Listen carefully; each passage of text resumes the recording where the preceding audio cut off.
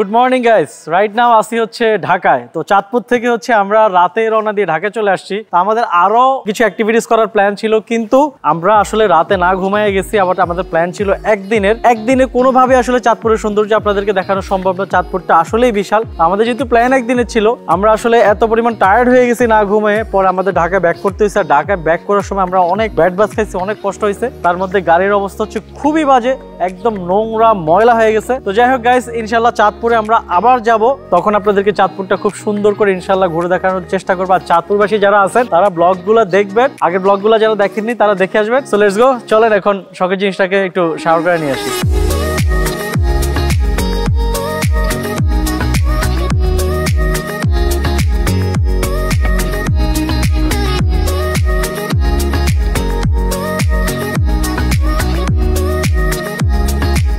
So guys, car wash শেষ, সুন্দর করে একটা ওয়াশ দিয়ে দিল। তো গাড়ি আসলে আপনার কার শোতে নিতে নিতে প্রচুর পরিমাণ ছোট ছোট স্ক্র্যাচ পড়ে গেছে অলরেডি। আর চাঁদপুরে যখন মানে গাড়ি ছিল তখন হচ্ছে অনেকেই হচ্ছে ছোট ছোট কিছু স্ক্র্যাচ ফালাইছে, যেগুলো দেখে আসলে খুব দিলে লাগছে আর কি। তো আসলে কিছু করার নাই, আমাদের আসলে যেহেতু কার